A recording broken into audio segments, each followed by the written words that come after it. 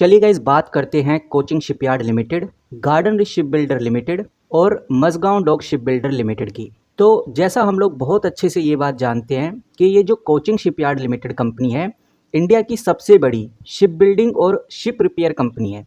हर कोई जानता है और ये बात भूलनी भी नहीं चाहिए। वहीं अगर हम बात करें मझगांव डॉक शिप बिल्डर की, ये इंडिया की सबसे पुरानी और मेजर डिफेंस शिपयार्ड कंपनी है। ये बात हमें याद रखनी है मझगांव डॉक शिप बिल्डर को लेकर। वहीं अगर हम बात करें गार्डन शिप बिल्डर की, ये कंपनी कोलकाता बेस नेवी और कोस्ट गार्ड के लिए कॉर्वेटीज, फ्राइगेट्स, पोर्टल व्हीकल्स बनाने का काम करती है, यानी कि एक यूनिक बिजनेस मॉडल के साथ ये कंपनी आती है। तो 3 PSU company, coaching shipyard, garden ship builder और मझगांव डॉक शिप बिल्डर, तीनों पीएसयू कंपनी है, गवर्नमेंट के द्वारा चलाई जाती हैं। और अगर इन तीनों कंपनीज में कुछ भी ग्रोथ होती है तो गवर्नमेंट के डिफेंस को अच्छा फायदा होता है। तीनों के ऑर्डर बुक को अगर कंबाइन कर दिया जाए तो लगभग 2 लाख से लेकर 2.5 लाख करोड़ के आसपास का ऑर्डर है। तो आज इस वीडियो के अंदर, इस इंपॉर्टेंट वीडियो के अंदर हम यही जानेंगे कि इन तीनों कंपनीज में से आगे भविष्य में किस कंपनी में हमें तेजी देखने को मिल सकती है। तेजी इन द सेंस कि किस कंपनी की चर्चा ज़्यादा होने वाली है, किस कंपनी को लेकर ज़्यादा हलचल हमें देखने को मिलेगी और उसके पीछे का रीज़न क्या है। रीज़न जानना बहुत ज़रूरी है, क्योंकि अगर आप रीज़न को समझ गए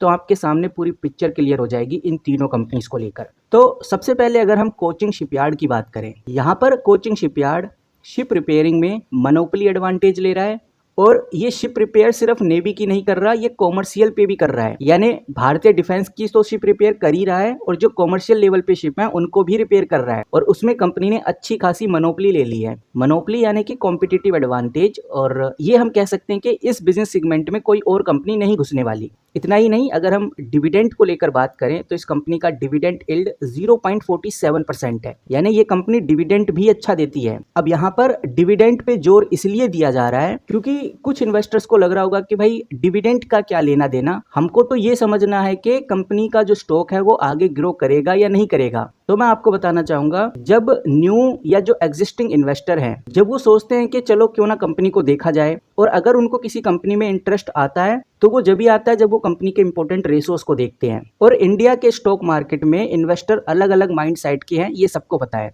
यानी अलग अलग माइंड सेट से वो इन्वेस्ट करते हैं। डिविडेंड देखने वाले इन्वेस्टर एक स्पेशल कैटेगरी में आते हैं, और मैं ये बात बहुत अच्छे से मानता हूँ और आप भी अच्छे से मानते होंगे कि जो मेजॉरिटी रिटेल इन्वेस्टर हैं इंडिया के, वो सिर्फ प्राइस एप्रिसिएशन को ही देखते हैं, यानी कि स्टॉक का रेट बढ़ना, इस पे ज़्यादा फोकस करते हैं, डिविडेंड पे नहीं करते। लेकिन ये बात भी आपको माननी होगी, अगर आप ये बात नहीं जानते तो ये बात आपको माननी होगी, जो लोग लॉन्ग टर्म होल्ड करते हैं, यानी कि ऐसे इन्वेस्टर जो लॉन्ग टर्म होल्ड करते हैं ऐसी कंपनीज में, चाहे वो पीएसयू बैंक वाली कंपनी हो, ओएनजीसी हो, कोल इंडिया हो, कोचिंग शिपयार्ड जैसी कंपनी हो, एनटीपीसी जैसी कंपनी हो, लॉन्ग टर्म इन्वेस्टर्स का इंटरेस्ट डिविडेंड पे होता है, यानी वो डिविडेंड में काफी दिलचस्पी दिखाते हैं। इतना ही नहीं, जो इंश्योरेंस कंपनी होती हैं, पेंशन फंड वाली जो कंपनी होती हैं, जैसे एलआईसी हो गया, ऐसी एंटिटी के लिए डिविडेंड एक इंपॉर्टेंट फैक्टर होता है, क्योंकि उनको रेगुलर पे आउट चाहिए। तो कहने का मतलब ये है कि जो पीएसयू कंपनीज होती हैं, जब कोई long term investor PSU company को देखता है तो वो सबसे पहले डिविडेंड पे नजर डालता है। तो ओवरऑल अगर हम डेटा देखें तो इंडिया में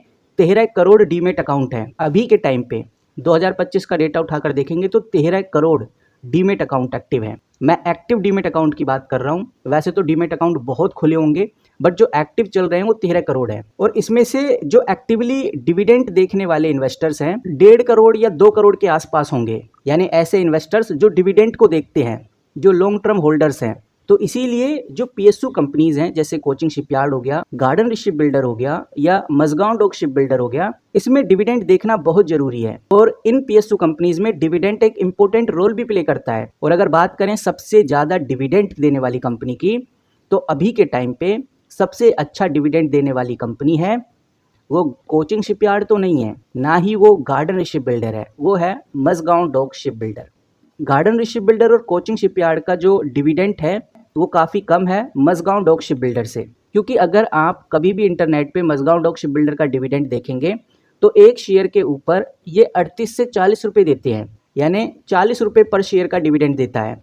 कोचिंग शिपयार्ड की बात करें तो कोचिंग शिपयार्ड 9 से 10 रुपये पर शेयर डिविडेंड देता है, यानी एक शेयर पे 10 रुपये आपको डिविडेंड मिलता है। ये मैं एनुअली डिविडेंड बता रहा हूँ, इंटरिम डिविडेंड नहीं बता रहा, यानी कि साल में मिलने वाला डिविडेंड। अगर हम गार्डन शिप बिल्डर की बात करें तो गार्डन शिप बिल्डर भी कोचिंग शिपयार्ड से ज़्यादा डिविडेंड देता है, 10 से 14 रुपये पर शेयर के आसपास का डिविडेंड देता है। तो डिविडेंड के मामले में मैंने आपको बता दिया कि मझगांव डॉक शिप बिल्डर एक अच्छा डिविडेंड देने वाली कंपनी है। वहीं मैंने आपको कोचिंग शिपयार्ड को लेकर ये भी डिस्कस कर दिया है कि जो कोचिंग शिपयार्ड है शिप रिपेयर में मोनोपोली क्रिएट कर गई है, एक अच्छा खासा एडवांटेज कंपनी के पास है और ये नेवी और कॉमर्शियल दोनों के शिप रिपेयर करती है। और अगर मझगांव डॉक शिप बिल्डर की बात करें तो ये सबमरीन और एक डिस्ट्रॉयर आता है।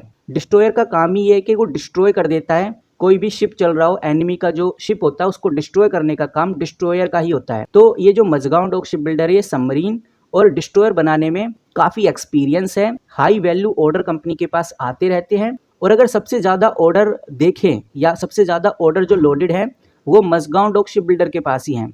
लगभग 10 से 15 साल का काम इस कंपनी के ऊपर लोडेड पड़ा हुआ है और जब भी कभी डिफेंस न्यूज़ आती है तो सबसे तेज जो रिएक्शन हमें देखने को मिलता है वो मझगांव डॉक शिप बिल्डर में ही देखने को मिलता है।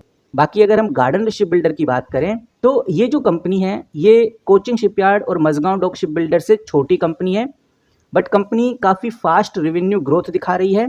कंपनी एक्सपोर्ट ऑर्डर में यानी इंटरनेशनल ऑर्डर में अच्छी तेजी दिखा रही है। बाहर से कंपनी को अच्छे ऑर्डर मिल रहे हैं, दूसरी कंट्रीज से ऑर्डर मिल रहे हैं। स्मॉल जो वॉरशिप होती हैं वहां पर कंपनी को अच्छे ऑर्डर मिल रहे हैं और इस कंपनी में जो स्टॉक प्राइस वोलेटिलिटी है वो भी काफ़ी ज़्यादा है, यानी तेजी से ये चढ़ सकता है और उतनी ही तेजी से नीचे गिर सकता है। तो ओवरऑल कंक्लूजन पे आए, कंक्लूजन यही निकल के सामने आ रहा है कि अगर आप शॉर्ट टर्म में देखते हैं, शॉर्ट टर्म में देखें तो आप मझगांव डॉक शिप बिल्डर के ऊपर नज़र रख सकते हैं क्योंकि ये कंपनी ऑर्डर विन पर सबसे तेजी से रिएक्ट करती है। और मीडियम टर्म ग्रोथ की बात करें तो आप गार्डन शिप बिल्डर के ऊपर नज़र रख सकते हैं क्योंकि कंपनी शिप एक्सपोर्ट के अंदर माहिर हो रही है और कंपनी की डिमांड धीरे धीरे तेज़ी से बढ़ भी रही है। और अगर आप लॉन्ग टर्म का गोल लेकर चल रहे हैं तो लॉन्ग टर्म में कोचिंग शिपयार्ड एक ऐसी कंपनी बन गई है जो अपने डाइवर्सिफिकेशन की वजह से जानी जा रही है और शिप रिपेयर में तो ये कंपनी मोनोपोली क्रिएट कर चुकी है। तो इन तीनों कंपनीज के बारे में जो मोटा मोटी बातें थी, जो इंपॉर्टेंट बातें थी वो जान ली है। मतलब कि अगर ट्रेडिंग वाली तेजी आपको चाहिए तो एमडीएल यानी कि मझगांव डॉक शिप बिल्डर आपके लिए सही है और अगर आप लॉन्ग टर्म का देख रहे हैं तो कोचिंग शिपयार्ड आपके लिए स्टेबल है। बाकी गाइज ये जो चैनल है आपको डिफेंस रिलेटेड जो न्यूज़ होती हैं वो प्रोवाइड करता रहता है, जिसमें कंपनी की न्यूज़, बिजनेस मॉडल और अपडेट की बात हम करते रहते हैं। तो अगर आप डिफेंस कंपनी से जुड़े हुए हैं तो चैनल को सब्सक्राइब कर सकते हैं और किस कंपनी की बात की जाए वो भी आप हमें कमेंट करके बता सकते हैं। इस वीडियो में इतना ही, मिलते हैं किसी नई वीडियो के साथ, तब तक के लिए take care and good bye.